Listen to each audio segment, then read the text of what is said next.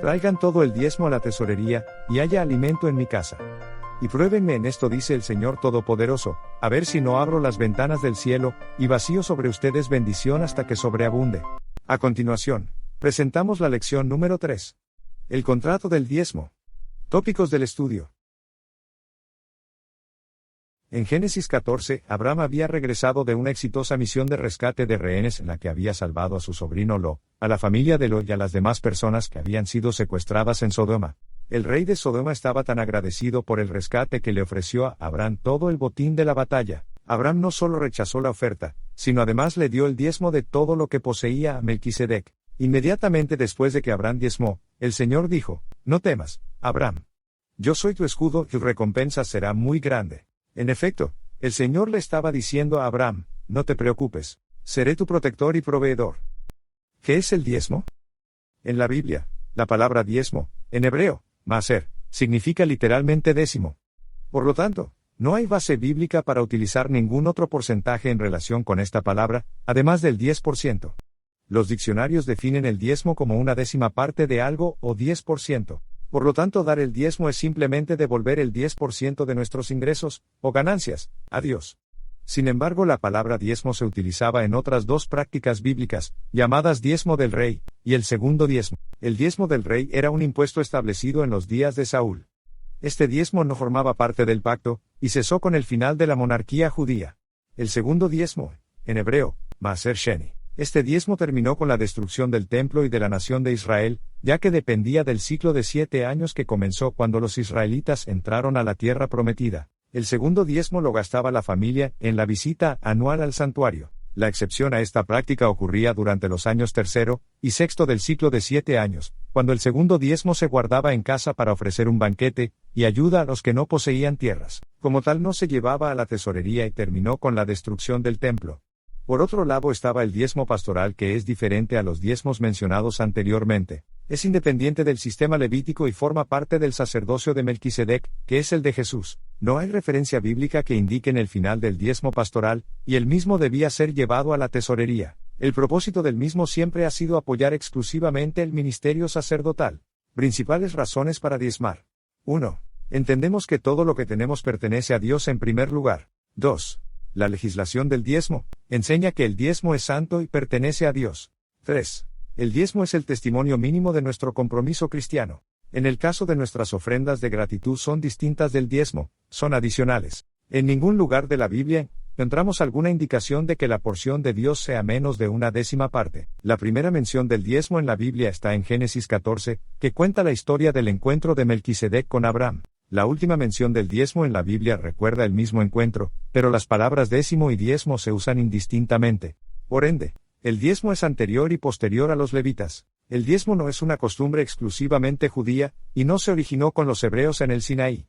Tenemos el ejemplo de Jacob. Este joven soltero tuvo una verdadera experiencia de conversión cuando prometió: El Señor será mi Dios, y de todo lo que me des, el diezmo lo apartaré para ti.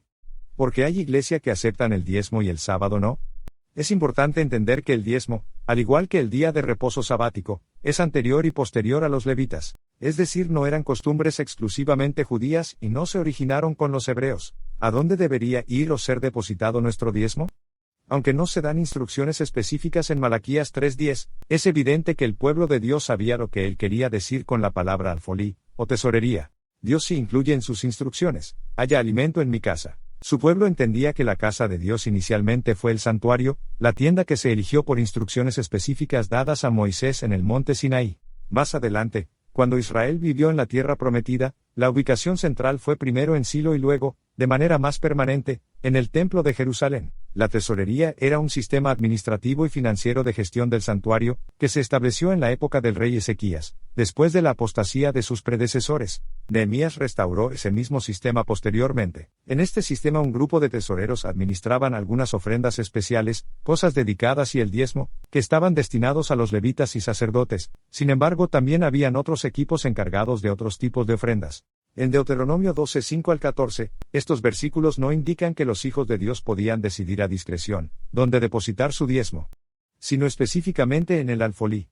En el relato bíblico, Aprendemos que 3 veces al año, la Pascua, el Pentecostés y la fiesta de los tabernáculos, el pueblo de Dios debía viajar a Jerusalén para llevar personalmente sus diezmos y ofrendas, y para alabar y adorar a Dios. En armonía con este principio bíblico de la tesorería alfolí, la Iglesia Adventista del Séptimo Día ha designado a las asociaciones, las misiones y las uniones de iglesias locales como tesorerías en nombre de la Iglesia Mundial, y de las cuales se paga el ministerio la obra eclesiástica. Para comodidad de los miembros de iglesia, el diezmo se lleva a la iglesia local, donde, como parte de su experiencia de adoración, los miembros depositan sus diezmos y ofrendas. Aunque algunos utilizan las donaciones en línea, los tesoreros locales luego envían el diezmo a la tesorería de la asociación.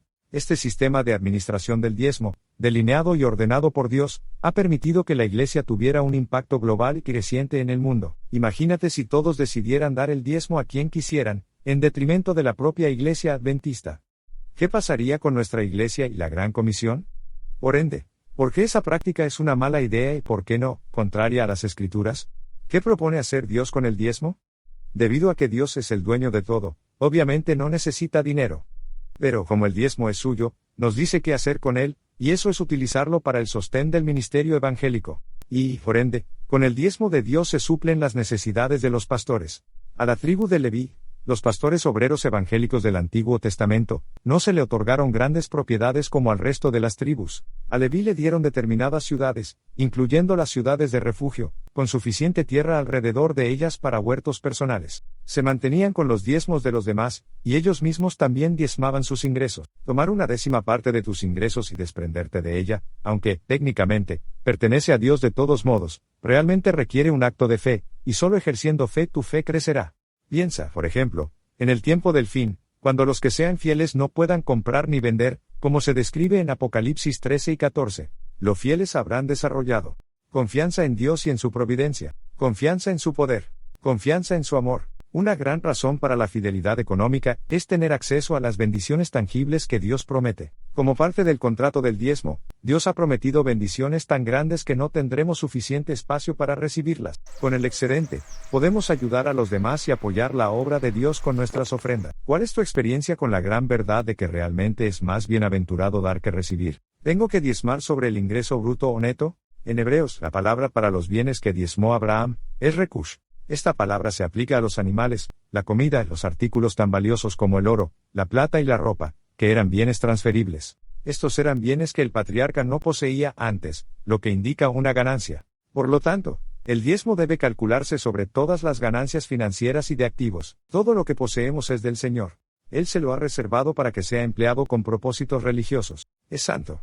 En ninguna dispensación Él ha aceptado menos que esto. El diezmo según la Biblia, el diezmo se paga sobre cada bendición que genere una ganancia. Si nos pagan por hora, tenemos un salario, y pagamos sobre nuestro rendimiento, o ganancia, si somos autónomos y tenemos nuestro propio negocio. En muchos países, el gobierno deduce impuestos del salario del trabajador para cubrir el costo de los servicios prestados a la gente, como seguridad, caminos y puentes, beneficios por desempleo y otros. La cuestión de si diezmar sobre el ingreso bruto o neto implica básicamente si devolvemos el diezmo sobre nuestros ingresos antes o después de que se deduzcan esos impuestos. Quienes trabajan por cuenta propia pueden deducir legítimamente el costo de hacer negocios para determinar su ganancia real, antes de que se deduzcan sus impuestos personales. Los estudios de los hábitos de dar de los miembros revelan que la mayoría de los adventistas del séptimo día diezman sobre el ingreso bruto, es decir, antes de deducir los impuestos. La conclusión sobre bruto o neto, depende de cada uno de nosotros decidirlo. La Iglesia no ordena lo que debemos hacer, y con razón. Al final cada uno de nosotros debe tomar su propia decisión y, hagamos lo que hagamos, no debemos juzgar a quienes lo hacen de manera diferente. Cada uno de nosotros, individualmente, tiene que responder ante Dios, y solo ante Dios, por sus decisiones. Cada uno ha de ser su propio asesor, y se le deja dar según se propone en su corazón. ¿Cómo le explicas a alguien que nunca devolvió el diezmo las bendiciones que provienen de esta práctica? Como hijos de Dios y administradores de sus bendiciones, ¿qué clase de personas se nos pide que seamos? Por lo tanto, ¿qué significa ser fiel con nuestro diezmo? Esta semana hemos repasado varios de los elementos constitutivos del diezmo. 1. La cantidad, que es 1/10, o 10%, de nuestro ingreso o ganancia. 2. Llevarlo a la tesorería alfolí, el lugar desde donde se paga a los obreros evangélicos. 3. Honrar a Dios con la primera parte de nuestros ingresos. 4. Usarlo para el propósito correcto, el sostén del ministerio. Es nuestra responsabilidad, Como miembros de iglesia, preservar los primeros 3 elementos. Es responsabilidad de los encargados de la tesorería asegurarse de que los fondos del diezmo se utilicen correctamente. Y, además, a diferencia de nuestras ofrendas, el diezmo no es discrecional de nuestra parte. El décimo y la tesorería son ambos parte de nuestra responsabilidad. Nosotros no establecemos los parámetros, sino Dios. Si yo no devuelvo el 10% completo de mi ganancia, en realidad no estoy diezmando. Y si no llevo ese 10% a la tesorería, en realidad tampoco estoy diezmando. ¿Qué se les dice a los que han sido financieramente fieles? Traed los diezmos al alfolí, es la orden de Dios. No se extiende ninguna invitación a la gratitud o generosidad con el diezmo que no refleja el gozo de ser fiel. Es una cuestión de simple honradez. El diezmo pertenece al Señor, y Él nos ordena que le devolvamos lo que le pertenece. Administrar para Dios es un privilegio único, y también una responsabilidad. Él nos bendice y nos sostiene, y pide solo un décimo, y luego utiliza su diezmo con el fin de proveer para los obreros evangélicos, como lo hizo con la tribu de Leví durante los tiempos del antiguo Israel. Algunos argumentan que no les gusta cómo se utiliza el dinero de sus diezmos y, por lo tanto, no diezman o envían su dinero a otra parte. Sin embargo, ¿dónde dijo Dios? Traigan todo el diezmo a la tesorería, pero solo si están seguros de que la tesorería lo está usando correctamente? Somos propiedad de Dios por partida doble, porque Él nos creó y nos redimió. Perdimos todo, cuando el pecado entró en el mundo. Ahora Dios nos dio una oportunidad, mediante su pacto, para recuperar lo que perdimos. Nuestra aceptación del pacto incluye la restauración, el desarrollo y la devolución a Dios de todo lo que tenemos y somos, nuestro tiempo, cuerpo, talentos y posesiones. Dios nos da la fuerza para hacer riquezas. Debemos recordar que el propósito de todo lo que se nos da es para confirmar su pacto con nosotros. Como Señor y Creador, Dios tiene el derecho de pedirnos un diezmo de todas nuestras posesiones o ganancias para terminar su obra final. Al fin y al cabo, solo Dios puede abrir las ventanas de los cielos para bendecir sin medida a los que son fieles. El pacto divino ordena que todos los diezmos deben llevarse a la tesorería, la sede administrativa y financiera del pueblo de Dios. La Biblia muestra que el diezmo es una parte importante de la adoración a Dios y de nuestra relación con Él. Por lo tanto, los miembros de la Iglesia no deben sorprenderse de que en el juicio se examine la fidelidad en los diezmos, dando lugar a una bendición o una maldición. El hecho de diezmar fielmente abre las ventanas de los cielos para una bendición, cuyas generosidad y magnitud llamarán la atención de las naciones. Finalmente, para que sea un diezmo fiel, debe darse antes que cualquier uso personal o deducción sobre toda la ganancia con la que somos bendecidos. La fidelidad tiene significado espiritual y poder, porque sabemos que es el resultado de la gracia de Dios. Dios nos dio salvación y bendiciones mediante el pacto que Él estableció, que fue sellado con la sangre de Jesús, su Hijo. Dios te bendiga.